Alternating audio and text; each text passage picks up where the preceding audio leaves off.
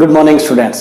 बेटा ये हमारा 12th क्लास की केमिस्ट्री का इलेक्ट्रोकेमिस्ट्री यूनिट का सेकंड लेक्चर है। हमने लास्ट लेक्चर में फैराडे लॉज, इलेक्ट्रोलाइसिस, क्या प्रोडक्ट आएंगे कैथोड एनोड पर वगैरह इनके बारे में पढ़ा था। तो आज मैं आपको बताऊंगा कि जो हमारे इलेक्ट्रोलाइटिक कंडक्टेंस है वो किन फैक्टर पर डिपेंड करती है। थोड़ा बहुत हम बताएंगे मेटलिक किस पर डिपेंड करती है।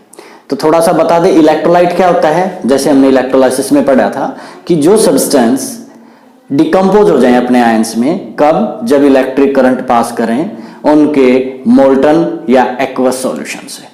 अगर वो ना हो, जिनके अंदर से करंट पास ना हो या आयन में नहीं टूट रहे, जैसे शुगर, ग्लूकोज, यूरिया, ये क्या है हमारे नॉन इलेक्ट्रोलाइट। तो वो फैक्टर कौन से हैं जिन पर इलेक्ट्रोलाइटिक कंडक्टेंस डिपेंड करती है।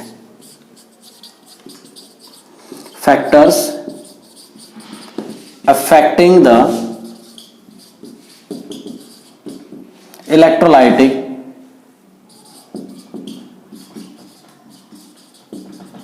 conductance। सबसे पहला जो फैक्टर है वो हम क्या कह सकते हैं, वो डिपेंड करेगी नेचर ऑफ इलेक्ट्रोलाइट। नेचर पर कैसे? अब हमारा इलेक्ट्रोलाइट स्ट्रॉन्ग इलेक्ट्रोलाइट भी हो सकता है और वीक इलेक्ट्रोलाइट भी हो सकता है। स्ट्रॉन्ग इलेक्ट्रोलाइट कौन से होंगे बेटा? जितने भी स्ट्रॉन्ग एसिड्स हैं, यानी कि जो कंप्लीटली आयंस में टूट जाएं, दे डिकम्पोज या डिसोसिएट ऑलमोस्ट कंप्लीटली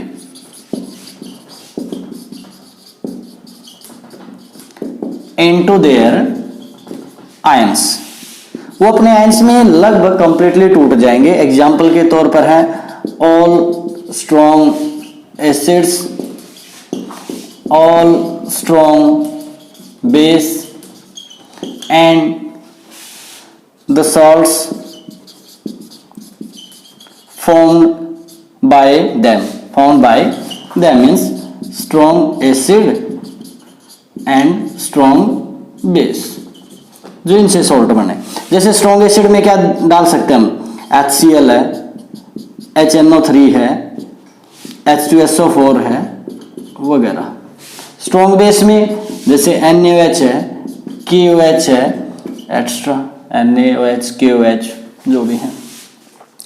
उनके जो सॉल्ट है जैसे NaCl है, KCl है, KBr वगैरह है एक्स्ट्रा, ये सारे स्ट्रॉन्ग एसिड हैं। ये कंप्लीटली आयन में टूट जाएंगे। जैसे HCl है, NaCl है।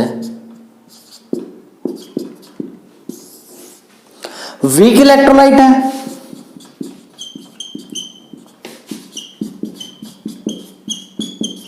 वीक इलेक्ट्रोलाइट कौन से होंगे?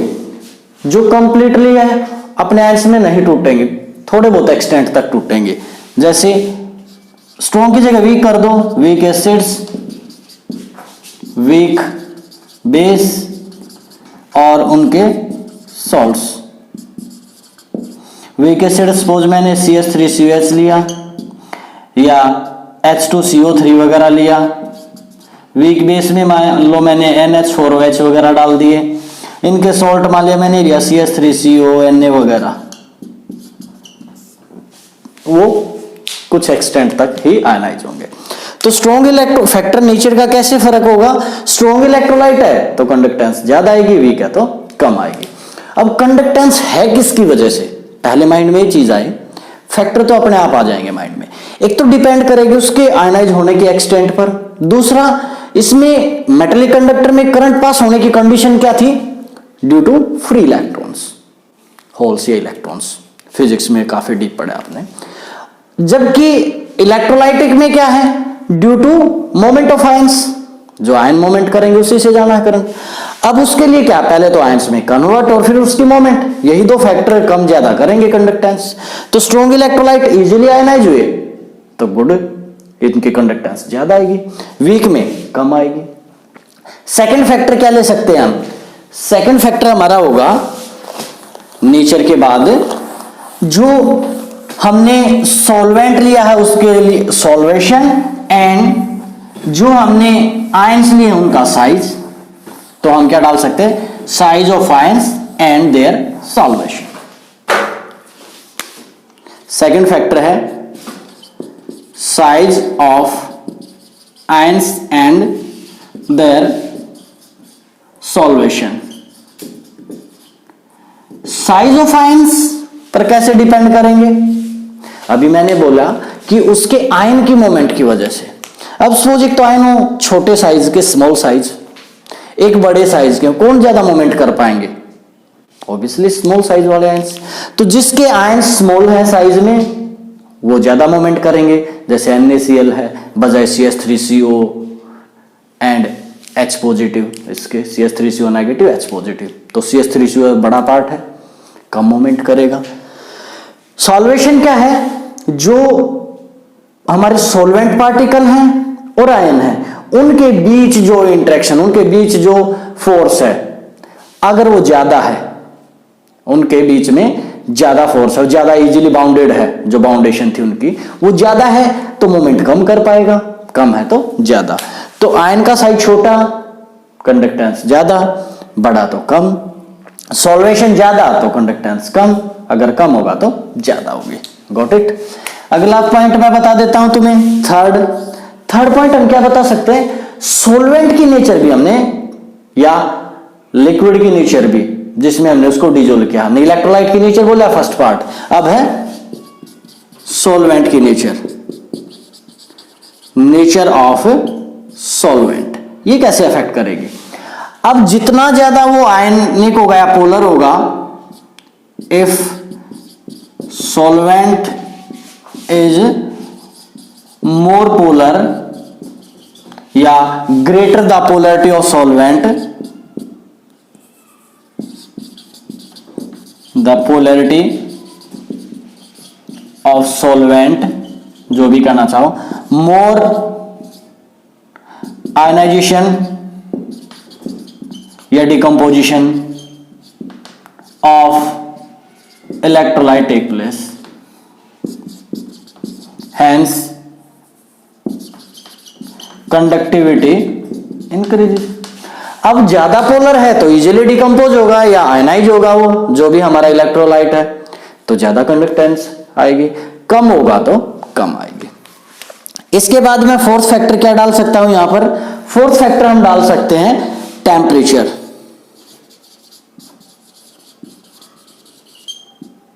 टेम्परेचर का भी फर्क पड़ेगा, कैसे, अगर टेम्परेचर ज्यादा करेंगे हम तो क्या होगा, ज्यादा टेम्परेचर करने पर डिकम्पोजिशन या आयनाइजेशन का रेट बढ़ेगा, तो और काइनेटिक एनर्जी भी बढ़ेगी, आयंस की मोमेंट बढ़ेगी, कंडक्टिविटी बढ़ेगी। टेम्परेचर बढ़ेगा तो कंडक्टिविटी भी बढ़ेगी। फिफ्थ फैक्टर एक और हो जाएगा हमारा कंसंट्रेशन।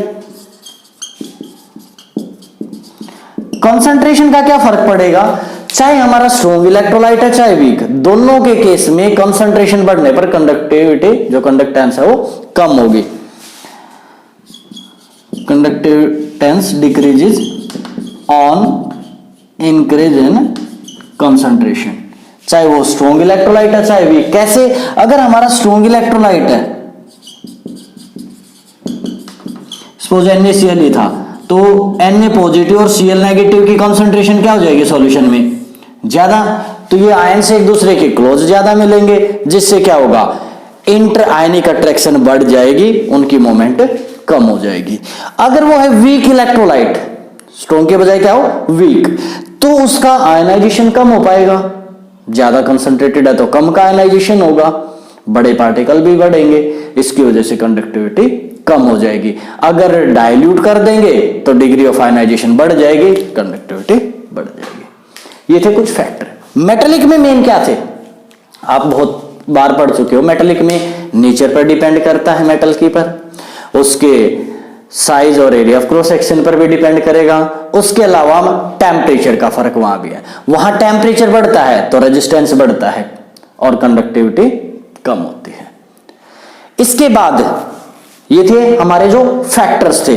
हम करेंगे, मैंने बोला था स्टार्टिंग में ही कि जो अलग अलग टाइप के कंडक्टिविटी, कंडक्टेंस जो टर्म्स हैं, आज जो बेसिक सी टर्म्स है बहुत सारी, उनके बारे में हम इस लेक्चर में करेंगे। तो सबसे पहले हम करेंगे हम ये कंडक्टेंस जो चीज हम यूज कर रहे हैं बार बार, कंडक्टेंस है, कंडक्टिविटी है, ये क्या चीजें हैं, कंडक्टेंस क्या है और कंडक्टिविटी क्या है। बोलने में सिमिलर है नहीं, अभी देखना। कंडक्टेंस क्या है? कंडक्टेंस होती है, it may be defined as the reciprocal of resistance. Means इसको हम डिनोट करते हैं G से, is equal to 1/R। G is equal to 1/R। इसकी यूनिट क्या होगी? R की सबको पता है क्या होती है? ओम। तो इसका इनवर्स कर दो, या ओम इनवर्स, या क्या भी कह सकते हो, इसको उल्टा कर दो, MHOS, ये भी कह सकते हो। सीमेन भी होती है जो काफी हम यूज करते हैं। ये सारी इसकी यूनिट है। 1 सीमेन किसके इक्वल होगा? 1 ओम इनवर्स के। ठीक है, तो जो भी आपको ठीक लगे सारी ठीक है यूनिट है, जो भी यूज करो। ज्यादातर हम ये दो यूज करते हैं। अब पॉइंट ये आता है कि सर रेजिस्टेंस कैसे आया, तो ओम्स लॉ सबको ध्यान होगा क्या था वहां पर, V is equal to IR, R is equal to क्या है यहां से V/I। यहां सारी टर्म्स पता होंगी। R क्या है? रेजिस्टेंस। V क्या है? Potential difference. I क्या है? Electric current. इसके केस में हम ऐसे भी लिख सकते हैं इसको, R इज इक्वल टू, आदि बुक में ऐसे मिलेगा E/I, कोई फर्क नहीं है। E क्या है यहां पर? इलेक्ट्रोलाइटिक पोटेंशियल डिफरेंस, वो तो हमारी नोटेशन है, तो सिमिलर वे से आएगा। बाकी लिख दी, G भी बता दो, G क्या है यहां पर? कंडक्टेंस। Got it? कंडक्टेंस क्या है? Reciprocal of resistance. रेजिस्टेंस बढ़ेगा तो ऑब्वियसली कंडक्टेंस कम होगी, अपोज हो रहा है। रेजिस्टेंस का क्या काम होता है? करंट के फ्लो का अपोज करना ही, और अगर ये कम होगा तो कंडक्टेंस बढ़ेगी। अगली टर्म आ जाएगी अब कंडक्टिविटी क्या होती है। ये तो क्या है? Conductance, conductivity. तो उसके लिए एक टर्म है, जैसे रेजिस्टेंस का उल्टा है वो, उसके अंदर जो टर्म यूज होगी वो यूज होगी रेजिस्टिविटी। कंडक्टिविटी है तो रेजिस्टिविटी। तो पहले मैं रेजिस्टिविटी निकाल लेता हूं। एक ये रिलेशन बहुत कॉमन है जो हम बहुत बार पढ़ते हैं, जो रेजिस्टेंस है directly proportional to length and inversely proportional to area of cross section. Combine करके हम क्या लिख देते हैं? R is directly proportional to L/A। Is equal to करते हैं तो R is equal to rho into L/A। ये क्या है? रेजिस्टिविटी। ये क्या है? L length of conductor. A क्या है? Area of cross section of conductor. R पता ही है, रेजिस्टेंस ऑफ कंडक्टर। अब माइंड में सेट तुम वैसे ही कर सकते हो रेसिप्रोकल रेजिस्टिविटी का। तो पहले रेजिस्टिविटी निकाल लो, क्या होगी? R into A/L। ये क्या होगी? रेजिस्टिविटी। और कंडक्टिविटी को मैं क्या कह रहा हूं? इसका रेसिप्रोकल बनेगा। तो कंडक्टिविटी क्या होगी? इसका अगर मैं रेसिप्रोकल कर दूं तो क्या आएगा? 1/R into L/A into L/A। अब जो हम कंडक्टिविटी पढ़ेंगे, 3 पढ़ेंगे, specific, molar and equivalent. Specific, molar and equivalent. Specific को हम जनरली कंडक्टिविटी भी बोल देंगे। अगर बाय नेम दे रखी है तो तीनों को अलग अलग ही डिफाइन करना है। उसको क्या भी कह सकते हैं, इसको हम कापा से डिनोट करते हैं कि क्या है यहां पर? Kappa, that is equal to this. अब यहां से एक चीज और निकल के आ गई, 1/R किसके इक्वल आ था? G। पिछले में कंडक्टेंस, तो यहां से K इज इक्वल टू क्या है हमारा? कापा जो है G into L/A। G into L/A। G क्या है? Conductance, L length, A area of cross section, K कापा। अब यहां से हम डेफिनेशन देंगे किसकी, कंडक्टिविटी की। क्या डेफिनेशन देंगे, ये इसके इक्वल हो जाएगा कब, अगर ये दोनों टर्म यूनिटी हो जाए, 1 हो जाए। तो जो स्पेसिफिक कंडक्टिविटी है या सिंपली कंडक्टिविटी कहे, is defined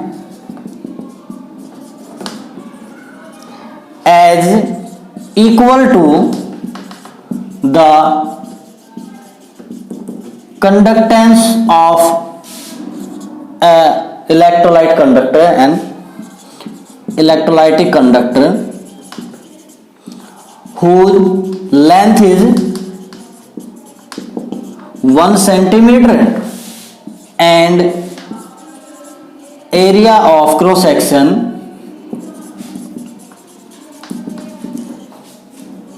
is 1 centimeter square।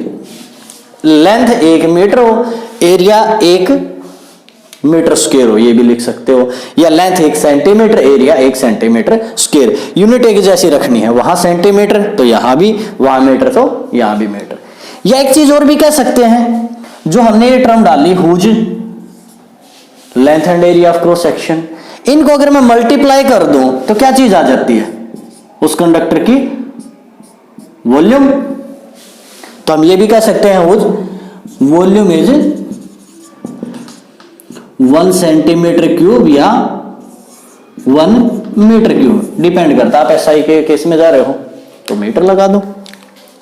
तो उस कंडक्टर की कंडक्टेंस है जिसकी लेंथ 1 सेंटीमीटर है तो एरिया 1 सेंटीमीटर स्क्वायर, या जिसकी वॉल्यूम क्या लिख दो, यूनिटी, या 1 मीटर क्यूब या 1 सेंटीमीटर क्यूब।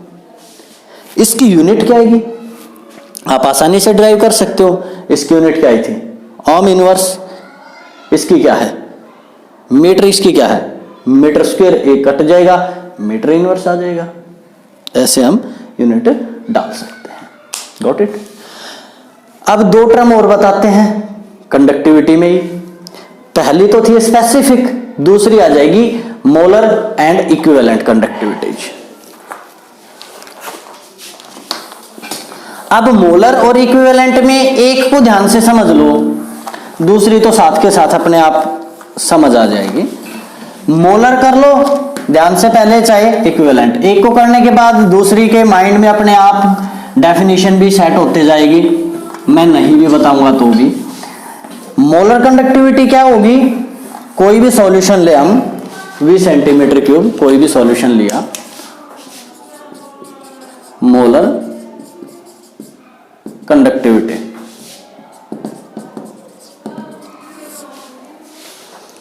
ये होगी, it may be defined as the conductance of all the ions produced by 1 mole of an electrolyte dissolved in given amount of solvent का दो, या इन 20 सेंटीमीटर क्यूब सॉल्यूशन, जो भी कहो दोनों ही ठीक है। यहां पर सॉल्यूशन लिख दो या सॉल्वेंट, वो भी फर्क नहीं है, क्योंकि आपको पता है अगर मैं 1 गिलास वाटर लूं, 1 चम्मच नमक डिजोल्व कर दो तो वॉल्यूम बढ़ेगी थोड़े ना घटेगी, सेम रहेगी। तो वॉल्यूम सॉल्यूशन की और सॉल्वेंट की बराबर ही रहनी है इसमें, तो दोनों ही ठीक है। अगर मैंने 1 मोल इलेक्ट्रोलाइट डिजोल्व किया तो उससे जितने भी आयंस प्रोड्यूस हो, जैसे मान लिया मैंने 1 मोल NaCl डिजोल्व किया तो किसमें टूटेगा, Na positive and Cl negative. तो 1 मोल तो क्लोरीन नेगेटिव आयन हो गए और 1 मोल Na पॉजिटिव आयन। कुल मिला के इन जितने भी आयंस बने उन सब की कंडक्टेंस। अगर मैं यहां लेता सपोज MgCl2 तो किसमें टूटता, Mg2 पॉजिटिव और 2Cl नेगेटिव। अब कितने आयंस हो जाते, 1 मोल के इक्वल तो ये और 2 मोल के इक्वल क्लोरीन के। तो इन सब आयंस की कंडक्टेंस क्या होगी, मोलर। एक कंडीशन भी लगा लेते हैं हम अक्सर कि जो ये इलेक्ट्रोड्स लगाएंगे हम मोलर कंडक्टिविटी निकालने के लिए उसकी कंडीशन ये करेंगे कि जो सॉल्यूशन है उसके इन इलेक्ट्रोड्स के बीच की जो लेंथ लेंगे या तो 1 सेंटीमीटर या 1 मीटर, और एरिया इतना लार्ज लेंगे कि सारा सॉल्यूशन ही नहीं दो इलेक्ट्रोड के बीच है। ये कंडीशन लगा देते हैं कि solution lies between these two electrodes and the distance between these two electrode is 1 centimetre. Got it? ये क्या थी? मोलर। अब मोलर का और जो अभी स्पेसिफिक पढ़ा है हमने, उसका रिलेशन क्या आएगा? स्पेसिफिक जो कंडक्टिविटी है वो किस पर डिपेंड कर रही थी? जो कापा थे 1 सेंटीमीटर क्यूब वॉल्यूम के कंडक्टर में जितने भी आयंस उन सब की, और ये किस पर डिपेंड कर रही है? v centimetre cube. अगर v को मैं 1 पुट कर दूं तो ये और बराबर आ जाएंगे। जो स्पेसिफिक है और जो मोलर कंडक्टिविटी हम लैम्डा n से डिनोट कर देते हैं मोलर को, ये किसके इक्वल हो जाएगी? kc के, या k डिनोट कर रहे हो तो k, तुम्हारी मर्जी। अब अगर एक लें तो ये बराबर है, लेकिन अगर 20 सेंटीमीटर क्यूब है, मतलब 2 कर दूं तो 1 सेंटीमीटर क्यूब एक स्पेसिफिक होगी, एक दूसरी तो डबल होगी।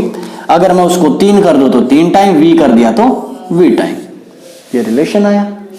ये क्या है? Specific conductivity v volume. या दूसरा हम रिलेशन क्या भी निकाल सकते हैं, जो भी kp kc, जो भी तुमने kc से डिनोट करना है, k से करना है, इनटू 1000 बाय मोलरिटी भी कर सकते हो। क्यों? नंबर ऑफ मोल्स डिजोल्ड पर सेंटीमीटर क्यूब ऑफ वॉल्यूम क्या होता है? मोलरिटी। वो सेंटीमीटर क्यूब में उसके लिए 1000 आ गया। ये भी यूज कर सकते हो, न्यूमेरिकल में हम ये यूज कर लेते हैं।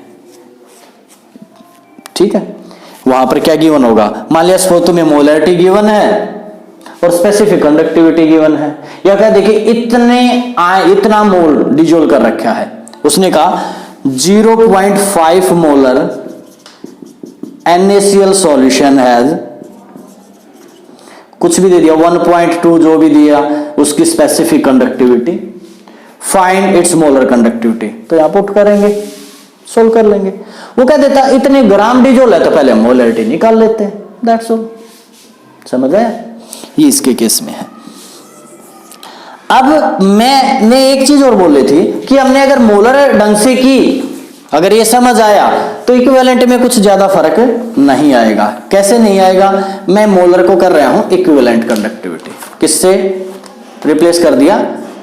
Equivalent conductivity. इक्विवेलेंट क्या होगी? 1 ग्राम इक्विवेलेंट डाल देंगे हम, 1 मोल की जगह क्या डाल देंगे? Gram equivalent of an electrolyte. वही 20 सेंटीमीटर क्यूब में वही कंडीशन रहेगी कि इनके बीच की जो डिस्टेंस है 1 सेंटीमीटर, एरिया ये कंप्लीट आ जाए, इसको इक्विवेलेंट से डिनोट कर देंगे, वही रिलेशन है। यहां पर मोलरिटी की जगह क्या आ जाएगी? नॉर्मेलिटी। ये फर्क पड़ेगा क्योंकि ग्राम इक्विवेलेंट डिजोल्ड पर लीटर क्या होते हैं? Normality of solution. तो एज आई थिंक तीनों कंडक्टिविटीज पता चली हैं। स्पेसिफिक 1 सेंटीमीटर क्यूब जो भी वॉल्यूम है कंडक्टर, उसके जो कंडक्टेंस है, जितने भी आयंस है, या उस कंडक्टर की कंडक्टेंस जिसकी length 1 centimetre, area 1 centimetre square. Molar, अगर मैं 1 मोल इलेक्ट्रोलाइट डिजोल्व करूं, उससे जितने आयंस प्रोड्यूस हो उन सब की कंडक्टेंस। इक्विवेलेंट में 1 मोल की जगह 1 ग्राम इक्विवेलेंट डाल दिया हमने। अब इन तीनों पर, और इवन पिछला जो टॉपिक किया हमने कंडक्टेंस, जो रेसिप्रोकल ऑफ रेजिस्टेंस है, चारों पर अगर वो पूछे, किसी पर भी पूछ सकता है, जनरली पूछ लेता है effect of dilution, effect of dilution या कंसंट्रेशन का, तो क्या फर्क पड़ेगा? थोड़ा सा ध्यान से देखो। हमने कंसंट्रेशन का इफेक्ट बता दिया था इलेक्ट्रोलाइट के केस में, फैक्टर में, कि अगर चाहे स्ट्रॉन्ग इलेक्ट्रोलाइट ले चाहे वीक ले, अगर हमने उसकी कंसंट्रेशन इंक्रीज की, क्या बढ़ाया? कंसंट्रेशन, तो दोनों ही केस में कंडक्टेंस कम हुई थी। तो कंडक्टेंस का फर्क पता चल गया। On increasing concentration conductance decreases, चाहे वो स्ट्रॉन्ग इलेक्ट्रोलाइट है चाहे वीक है। रीजन क्या था? स्ट्रॉन्ग के केस में इंट्रायनिक अट्रैक्शन बढ़ गया और वीक में आयनाइजेशन कम हुआ, डाइल्यूशन पर बढ़ गया। तो डाइल्यूशन पर वो बढ़ती है और कंसंट्रेटेड करने पर कम होगी। अब बात आई इन तीनों की। अब स्पेसिफिक और जो कंडक्टिविटी है उसमें तो घटेगी, और मोलर और इक्विवेलेंट में फिर ये भी बढ़ती हैं। क्यों? स्पेसिफिक घटने का रीजन क्या है? पहले रीजन देखो, स्पेसिफिक है क्या? 1 सेंटीमीटर क्यूब जो वॉल्यूम है उसमें जितने आयंस प्रेजेंट है उन सब की कंडक्टेंस। अगर मैंने इसको डाइल्यूट कर दिया तो 1 सेंटीमीटर क्यूब में नंबर ऑफ आयंस कम हो जाएंगे, कंडक्टिविटी कम हो जाएगी। जबकि उनके केस में तो वॉल्यूम तो वी पर डिपेंड करेगा, वो तो वही केस लग गया जो पीछे लगा था। डाइल्यूशन करने पर चाहे स्ट्रॉन्ग या वीक था, उनके बीच की आयनिक अट्रैक्शन कम हुई, स्ट्रॉन्ग में वीक में आयनाइजेशन बढ़ गया डाइल्यूशन पर, तो इसकी वजह से बढ़ जाएंगे। Got it? ये पॉइंट हुए हमारे इन तीनों से रिलेटेड। अगर अब हमें एक्सपेरिमेंटली कैलकुलेट करनी आ जाए कि कोई एक्सपेरिमेंटली अगर हमें निकालनी हो तो कैसे निकालेंगे? तो इन सब के लिए देखो मेन चीज क्या है? कंडक्टेंस। चाहे हम कोई भी कंडक्टिविटी निकाल लें, क्या टर्म यूज हो रही है? कंडक्टेंस। और कंडक्टेंस कैसे निकलता है? रेजिस्टेंस से। और रेजिस्टेंस को, अननोन को कैसे मेजर करते हैं हम? हाँ, जिसका ध्यान अच्छी बात है, व्हीटस्टोन ब्रिज से। व्हीटस्टोन ब्रिज कैसे था अननोन रेजिस्टेंस के लिए, वो अभी बता देते हैं।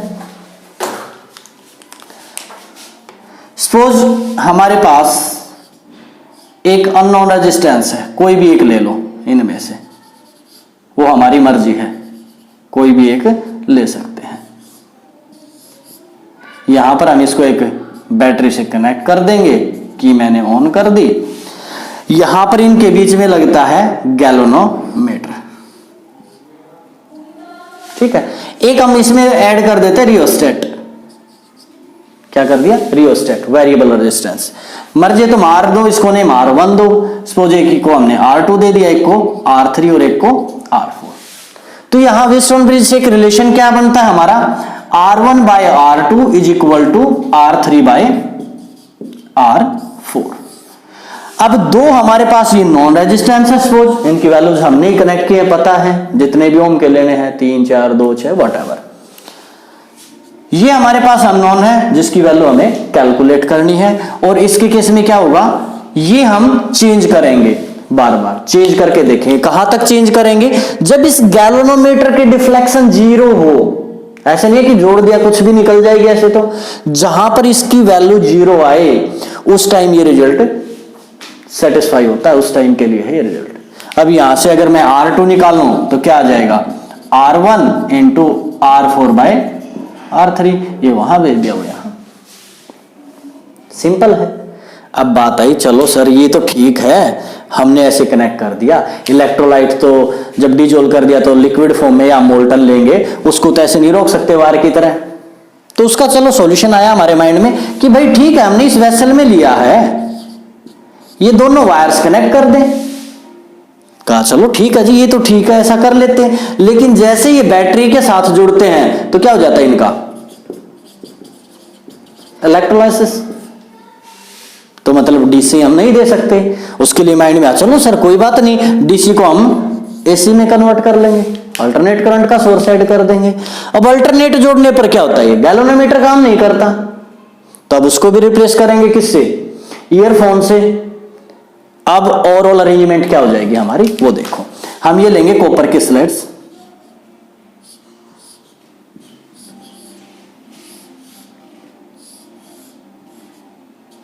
ठीक है। यहां पर हम एक वायर कनेक्ट कर देंगे इनके बीच में, कोई भी एक वायर कनेक्ट कर दी। और हम क्या कर देंगे? एक अल्टरनेट करंट का सोर्स भी कनेक्ट कर देंगे। क्या कनेक्ट कर दिया? AC source. ये वो हमने ले लिया इलेक्ट्रोलाइट, जिसकी कंडक्टिविटी या रेजिस्टेंस वगैरह जो भी कैलकुलेट करना है, ये वो इलेक्ट्रोलाइट हमने एक्वस मोल्टन जो भी है ले लिया। इनको हम प्लेटिनम ब्लैक से कोटेड कर देंगे ताकि डिकम्पोजिशन मिनिमम हो सके। इन दोनों के बीच हम क्या कनेक्ट कर देंगे? एक रेजिस्टेंस से बॉक्स कनेक्ट कर देंगे। यहां पर एक जॉकी की मदद से हम क्या कर देंगे? ईयरफोन कनेक्ट कर देंगे।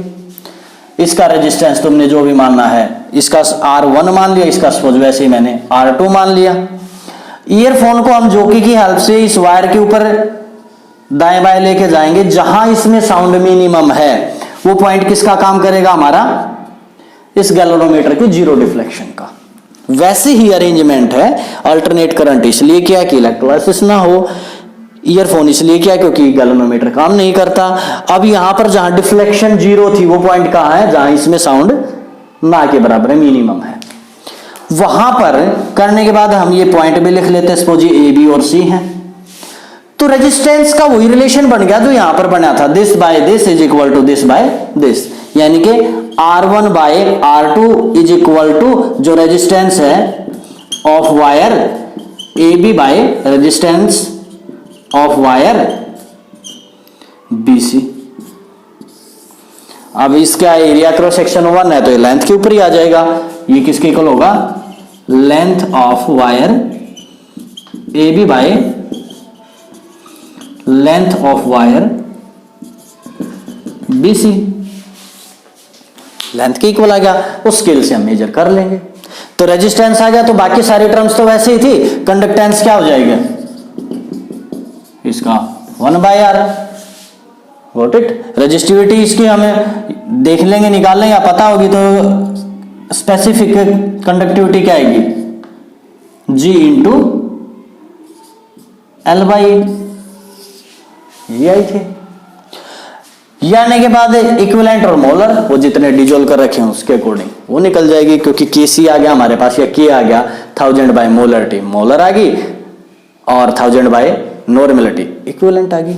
बाकी सारे यहीं से निकल जाएंगे, मेन काम था हमें वो अननोन रेजिस्टेंस, इसका रेजिस्टेंस पता चले, गॉट इट। Next topic.